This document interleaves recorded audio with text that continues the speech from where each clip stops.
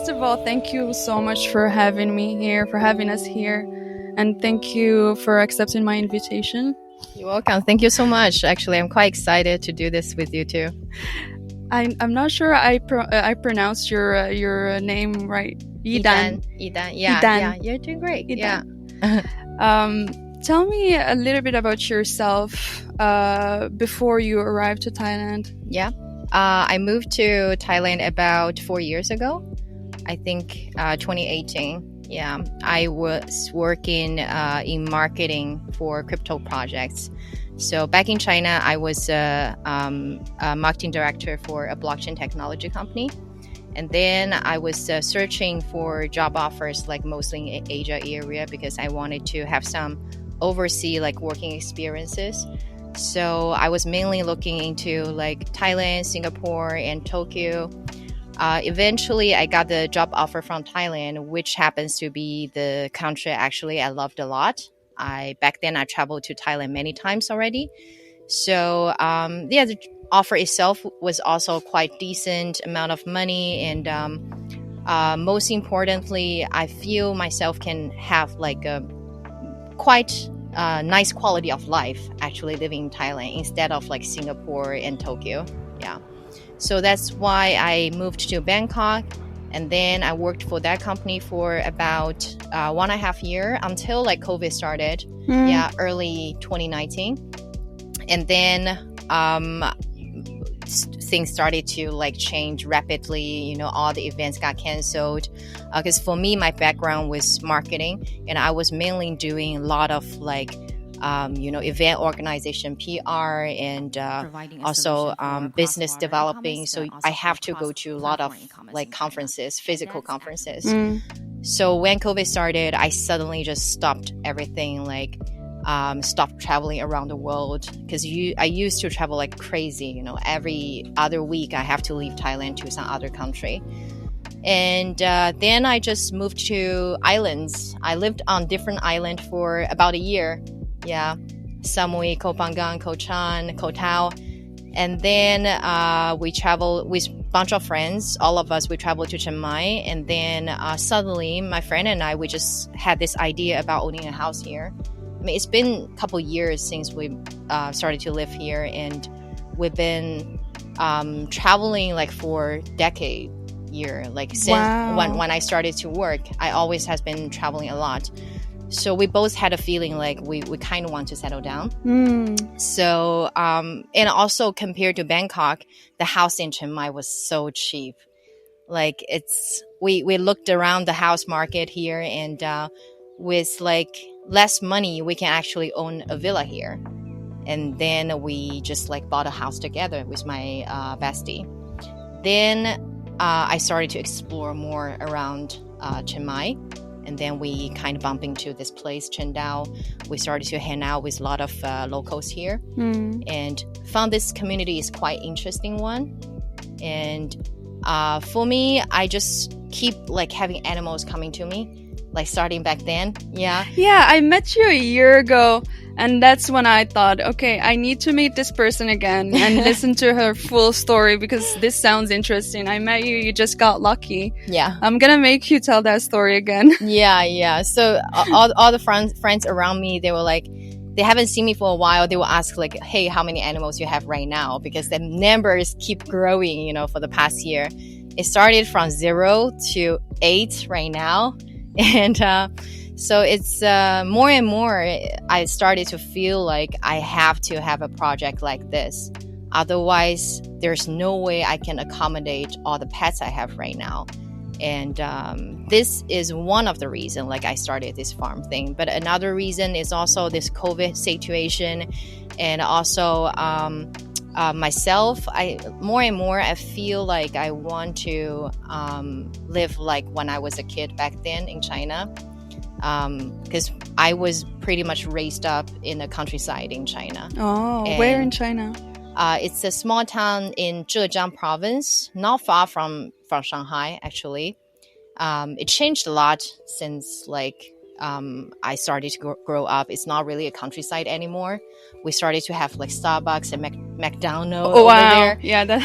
So, you know, so that's like that's the countryside, like my hometown, I can never go back to because it's completely changed. But I found this type of similar feelings actually in Qingdao. Yeah, it's quite interesting.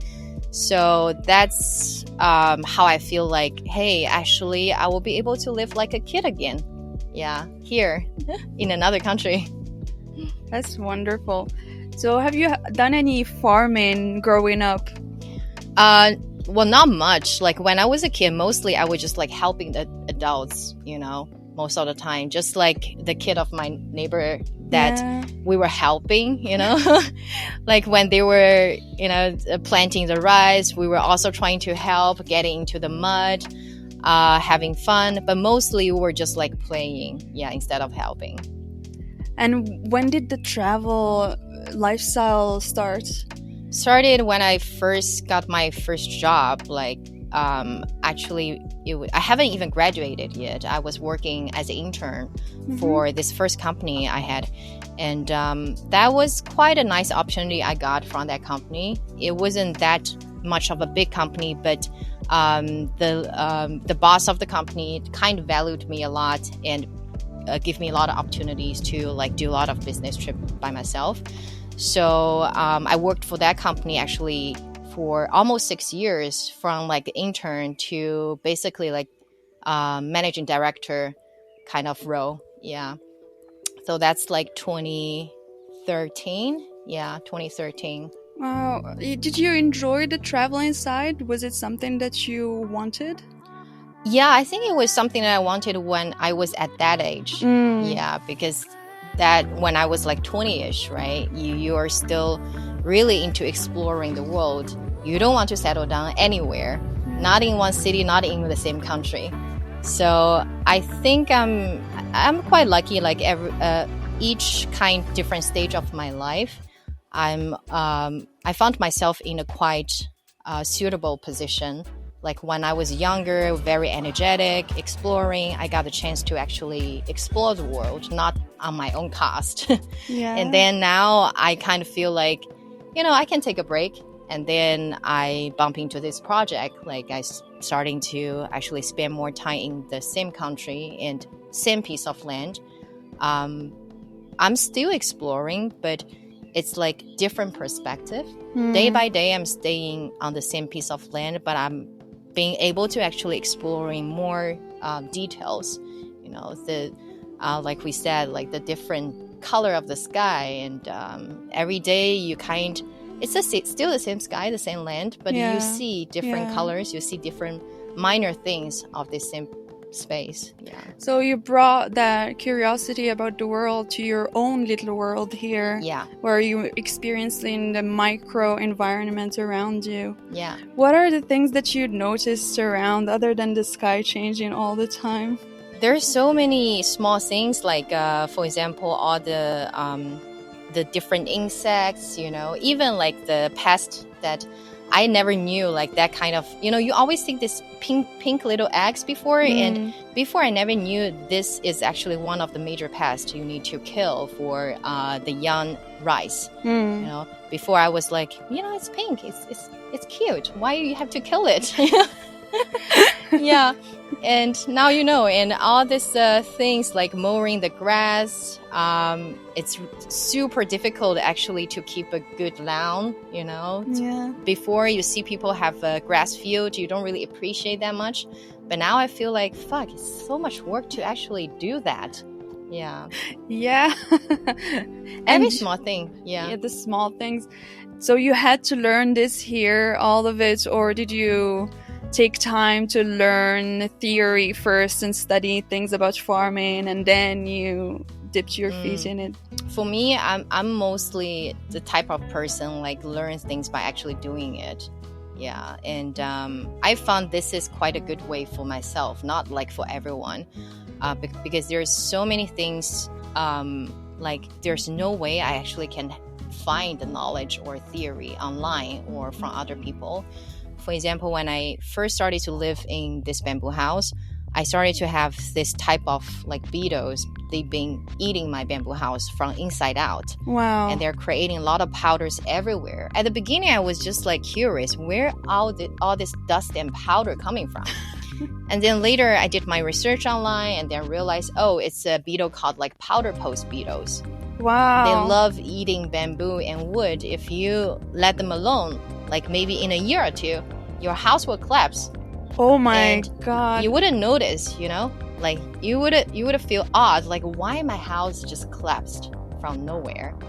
So then I started to try all different solutions, you know, because even I asked many local people, they will tell me different solutions. Some of them will tell me, oh, this type of solution, like some spray medicine and stuff, you can use them. But I used and, you know, it helped for like 20%. And then some of them told me, oh, you can burn a bonfire to smoke them. And then that's not really good for my pets.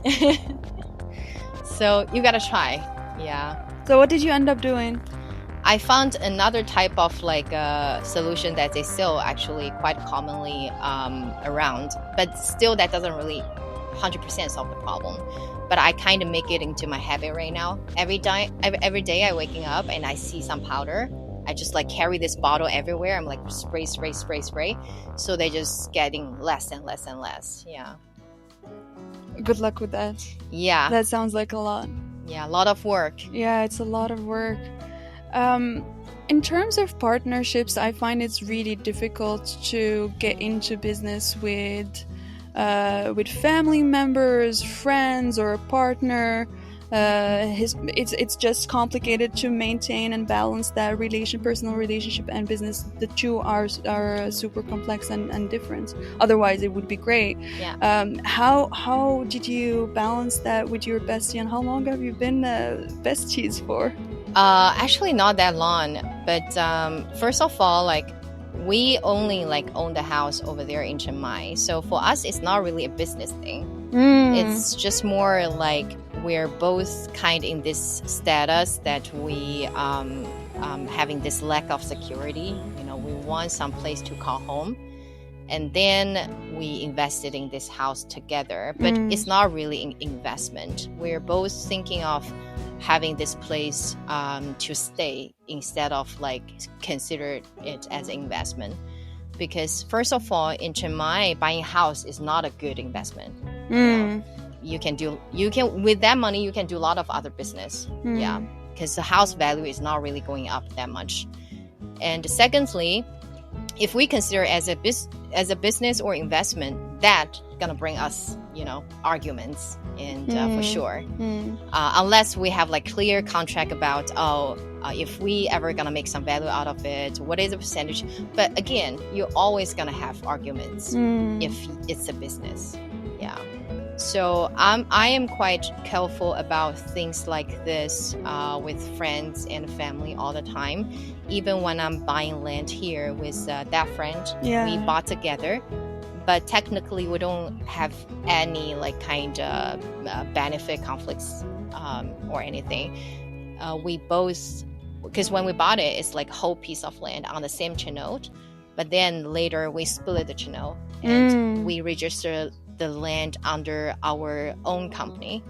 So everything is quite clear. You know, there's no legality problem. Yeah. So that's how I think the only way you can avoid problems in the future. You have to be very clear, and there's no gray area when you actually first started. Was it difficult to set up here as a foreigner? Legal side? Not really, but the biggest problem is always that you have to carry this 1% of risk. You know, what if, because I have a lot of friends asking me like, hey, how did you set up the company here to own the land?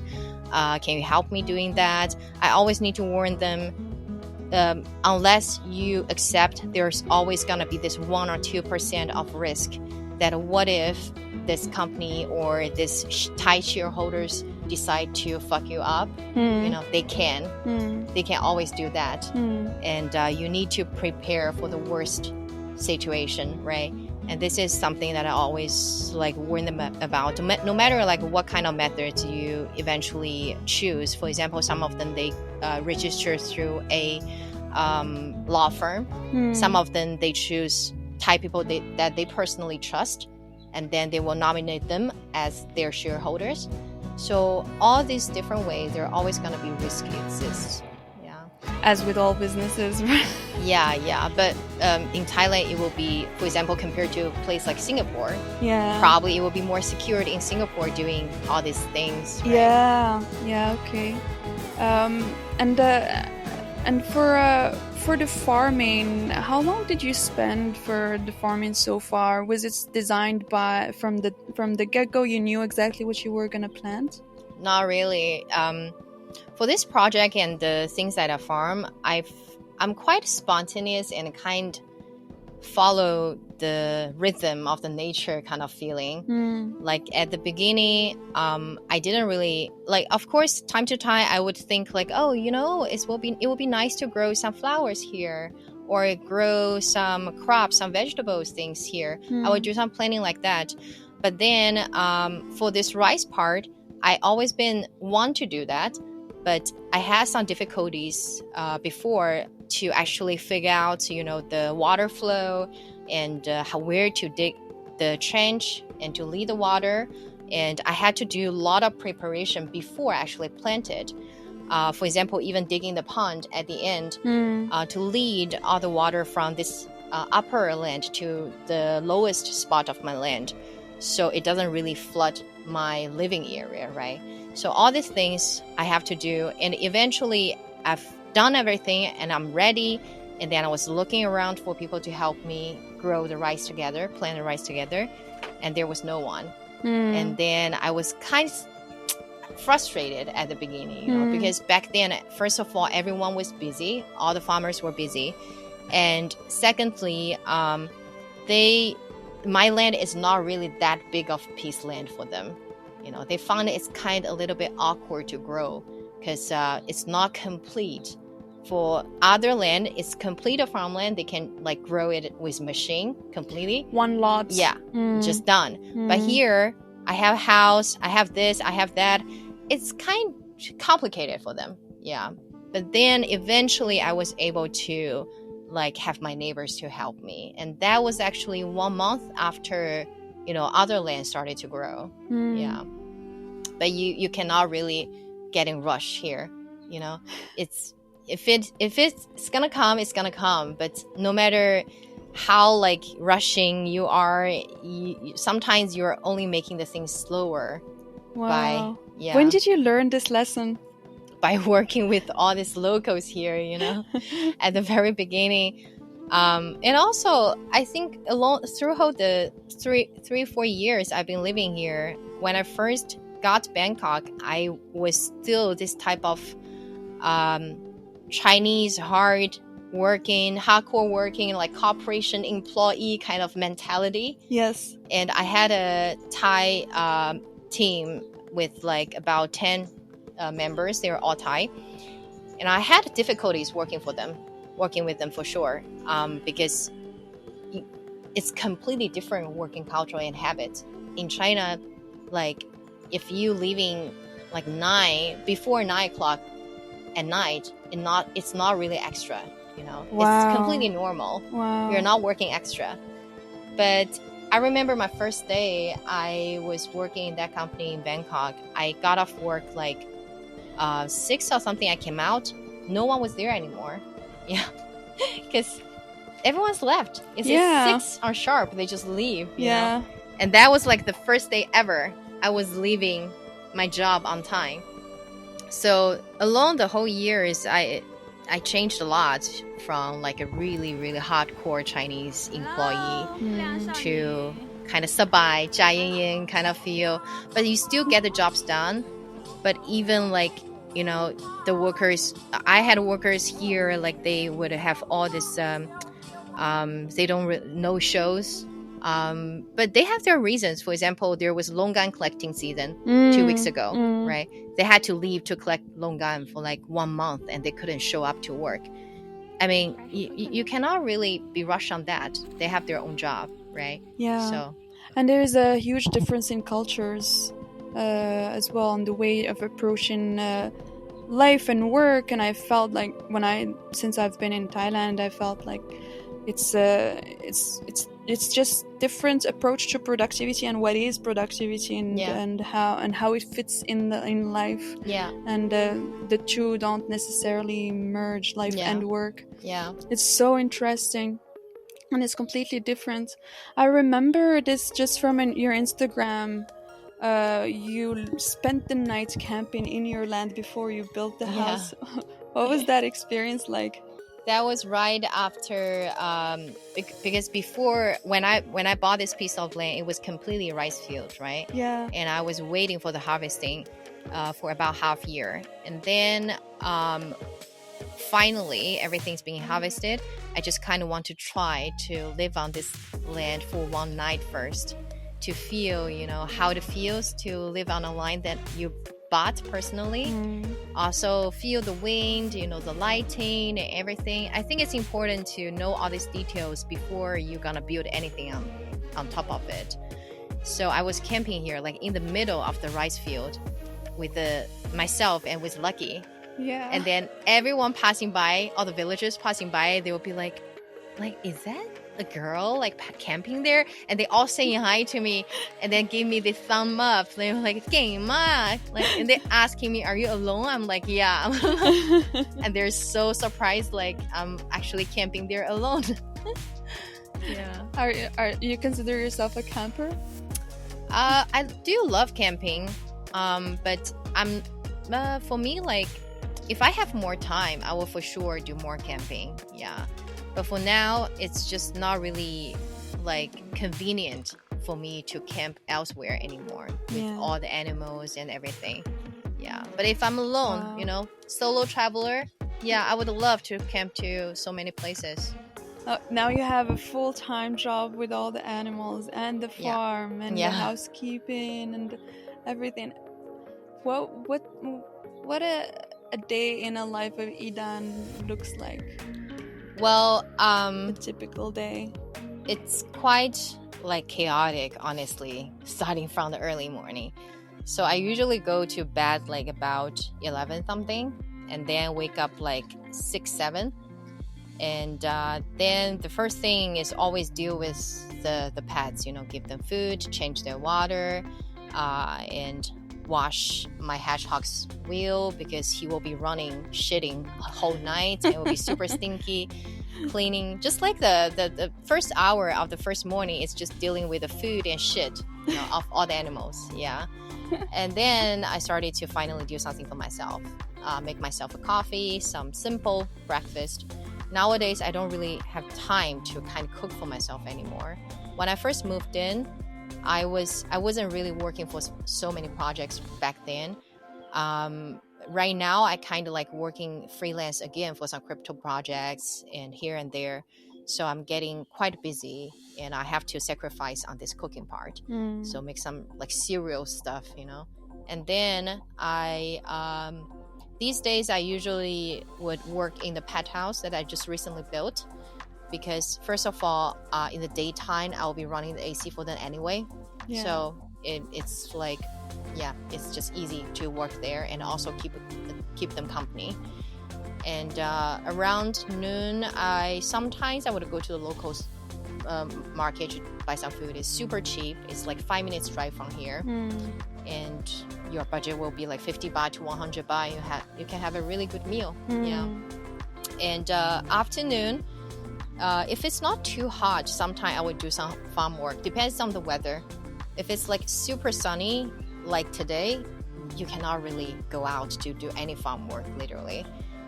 When the weather was cool, sometimes I would check the rice field to see if there's any, get rid of the weed and the pest, or do some mowing of my grass, fix some stuff here and there.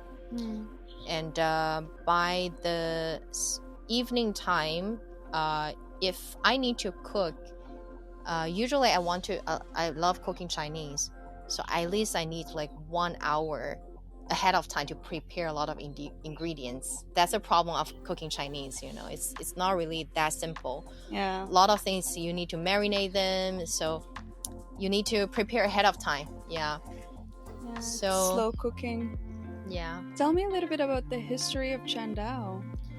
I have no idea, honestly, like for Qingdao. I just feel like this, first of all, this is kind of like a city recently becoming really trendy.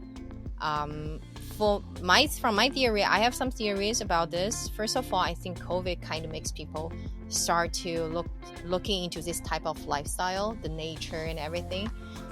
We've been having a lot of like people from Bangkok starting into looking land in Qingdao to build their own house or to run some small business.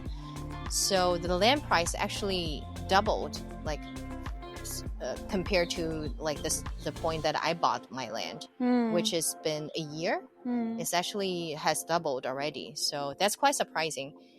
For Qingdao, I would say it's quite interesting place. Like it's not that rural. You know, it's 1.5 hour from Chiang Mai. Yeah. If you need to go to the city to do some errands, or for example, right now I'm doing some crypto freelancing right now. Sometimes I need to go to Bangkok to attend some meetings. Then it's still quite convenient. Yeah. You 1.5 hour you can drive to the airport, and then you take a 1 hour flight to Bangkok, and then you finish the meeting, and then you can come back on the day, right? The day or the next day. Yeah, if you want to kind of have some nightlife of Bangkok over there. So that's super convenient. Yeah, that's super convenient. And there's a huge Chinese community here, right? Not really in Qingdao. Qingdao, it's like, well, first of all, there are many second, third generations of Chinese immigrations in Thailand, right? Yeah. But a lot of them, they have lost their language and culture and tradition already. They're mostly completely Thai already. Right. But for North Thailand generally, there are more Chinese immigrations, and also the people who have inherited their traditions more, you know, than the people who's living in the cities like Chiang Mai and Bangkok. Yeah, for example, this city in the borderline of Myanmar and Thailand called Arunachai, it's only half hour driving from here.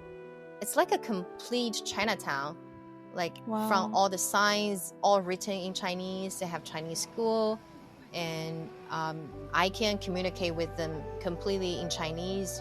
But still, many of the elders over there, they speak like their own dialect. Oh. So they can't understand you. Like when I speak Mandarin, right? They can't understand me. But when they talk to me, it took me a while to understand them. I need to really pay attention to what they're talking. Yeah. That's so interesting. There's a cultural mix in northern Thailand, all over Thailand actually. Yeah. It's so interesting to find that there are pockets of those communities around the country in the north. Yeah, and the food, all the food. Yeah. There's some food that only exists there. I don't think that it's still a thing in China. Yeah. Some of them, Yeah, some recipes old. Also, some of the food they have adapted to this taste in Thailand as well, you know, using some herbs that Chinese probably would never use, local herbs, local food ingredients to actually adapt the cuisine they have actually their ancestors brought from China. So actually tonight we're going to a place like that. I'm super excited about that. Looking forward to tasting something new, because I heard great things about that place. What aspects of your life were you able to maximize on? Or like, for example, some people go to places because it's better for their health or better for their love life. What was it like for you? For me, mostly I'm looking into this type of content that I know knowingly that I'm doing something making me feeling mentally content about. Like there's many aspects of things actually help me to reach that type of mental status, right? For example, making me feel like I am valuable to a certain community. I'm making contribution. For example, helping my neighbors. Like my existence here have helped them increase their income. And in the future, I'll be bringing more guests here, either to stay here or to invest in the land, which I already have some potential clients right now. They want to buy the land in Qingdao. So generally, it's like increasing their potential of having more income. Yeah, this is one of the aspects making me feel like more content being in my status right now, to help in the communities that I am living. Yeah, making their life better. Yeah, and another thing is about the animals. I'm a big animal lover. At the beginning, I thought I'm only a cat lady, like I was super into cat for some reason. When I was super like young, like 5 years old, 7 years old, I already started to pick random street cats back home. It started from the beginning. And then in recent years, I just found this kind of connection with all random animals. The bird, the dog. It doesn't really limit it to cat anymore. I just kind of feeling this bonding with them. And I want them to be able to live, not just like, being well fed, but being able to live like physically and mentally healthy. That's also one of the struggles that I went through when I first had my cat. I had to actually keep her indoor all the time. This is how most of people who have cats nowadays, right? Yeah. Like you need to, for their own safety, they need to be kept indoor most of the time. But for me, I tend to think from the cat's perspective, right? Is she signed up for this life? Yeah. Like, is she willing to be like a fat ass, like, until the day she dies? So yeah, I'm trying to give all the animals that I have right now like a good quality of life, just as mine. Yeah, wow. That's what I'm seeing. They are so lucky. One is called Lucky, and she's super lucky. So you have now 4 dogs? 3 dogs. 3 dogs. 3 cats. 3 cats. 1 hedgehog, and 1 bird just showed up today, actually. Wonderful. Okay, now tell me about building a house for a hedgehog. Why? Yeah, so I spent like how much? $3,000 Oh, or wonderful. more just for my hedgehog. The problem was I have no way to have a temperature controlled room, like for example in the bamboo house for my hedgehog. And the temperature here in Qingdao, you can, like at night it can drop lowest to like 13 Celsius, and in the daytime maximum like 35, sometimes 34, and it's impossible for my hedgehog to survive here. Yeah. So then I figured, like, what if I build a temperature controlled room house for him, and also for the cats when the hottest. Actually, the cats were okay living here. Yeah, they are like they are safe, and they enjoy the bamboo house, and they don't really run around too far. So eventually I was like, yeah, I actually built that house for the hedgehog mostly. And now for the bird. That's really great. Tell me a little bit about the future of this farm stay. Yeah. What's on your mind? What are the projects you're working on? So my main goal when I first started this project, I was picturing this whole piece of land to be very, interesting community, like attract people who's working remotely, like digital nomads, or people who's traveling like a local, people who would stay in one city, one place for like 1 month or 2 months, who wants to experience more authentic culture instead of, go to the sightseeing places. And that's the people I want to attract, because I want them to have more interaction with the people who's living here, right? We can have more knowing and understanding about each other. We can do many activities together, discovering each other's hobbies, similarities, things in common, and bond together as a whole community. So that's when I first pictured like the ultimate goal. And when it comes to the actions, when I first built the bamboo area, I the main reason is because I needed a place to stay in a lowest cost and in a fastest way. And bamboo house was one of the top options I can go with. And once I settle down in this area, I will be able to build the rest of the places. Yeah, so coming up next, I will be starting to build this main area of like about 4 guest houses that will be more comfortable living for people who actually want to stay here above a month, right? And have a nice setup for them to work remotely, and also a main building with cafe and farm to table restaurant, so people would actually be able to live at the farm, and they can have everything they need here. I think I'll come back for this. Whenever it's ready, I'm coming back for sure. It sounds like a dream.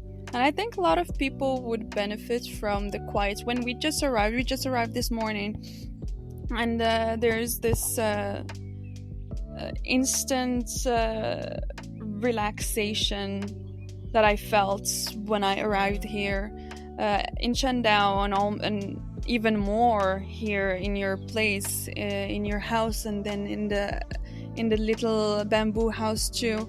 I'm usually I take a long time to fall asleep. I fell asleep instantly. Oh, great. So it's very comfortable, thank you. It's very clean, it's very nice. But the view is spectacular.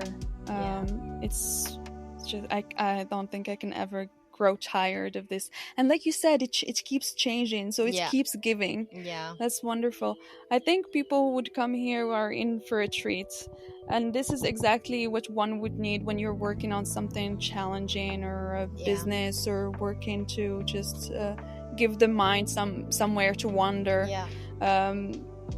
It's a great job, honestly. What did you enjoy the most building? Like, when I say building, physically building a bamboo house, the physically growing the food and farming. What was your favorite part? For me, I think my favorite part is to actually witness, the thing. For example, like before this house is being built, I was sketching this house on my iPad.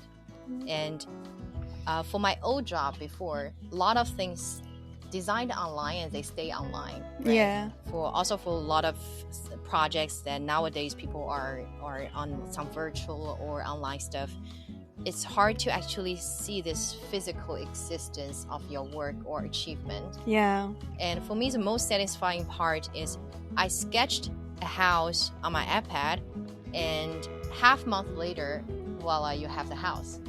And then you are able to follow through actually a lot of things you designed just on the paper. For this small bamboo house as well, I sketched for like 5 minutes, and then I'm starting. It's like a puzzle.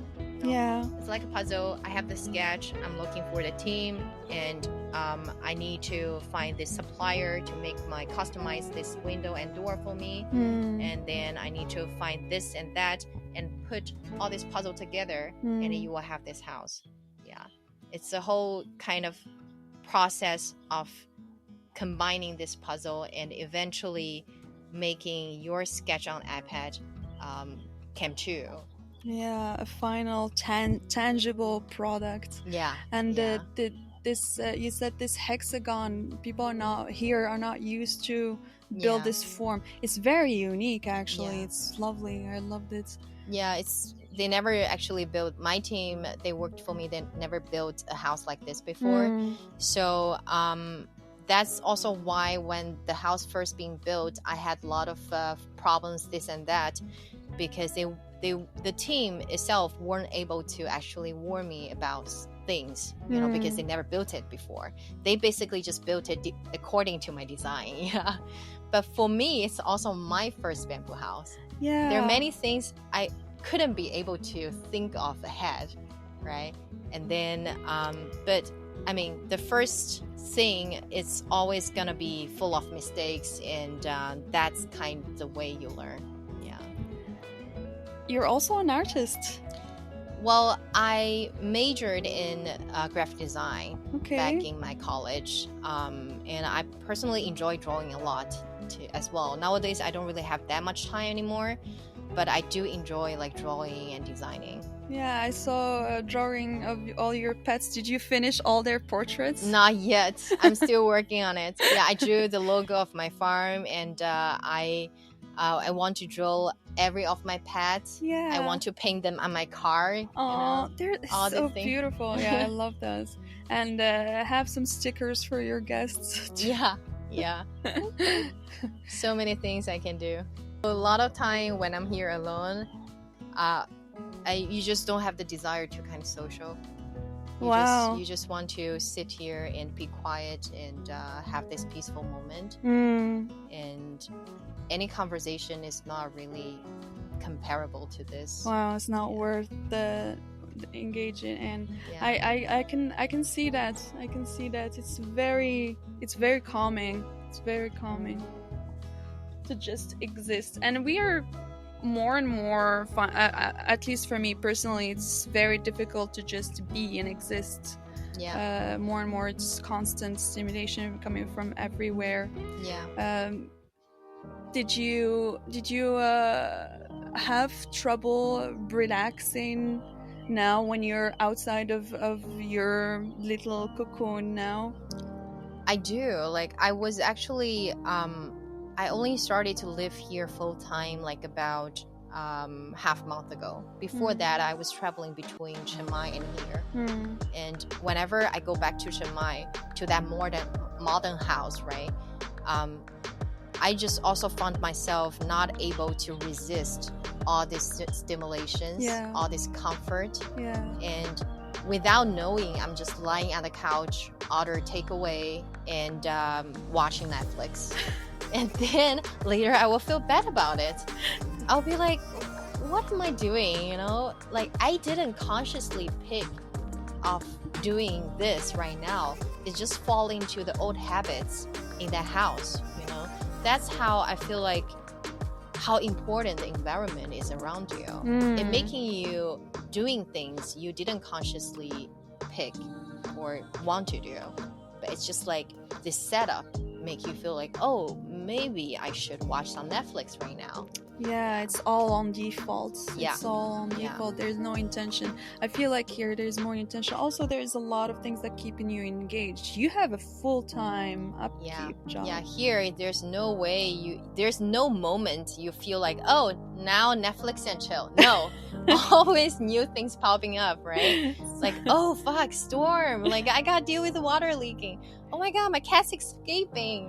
Oh my god, the bird. Like, and the rain too, and the changing everything.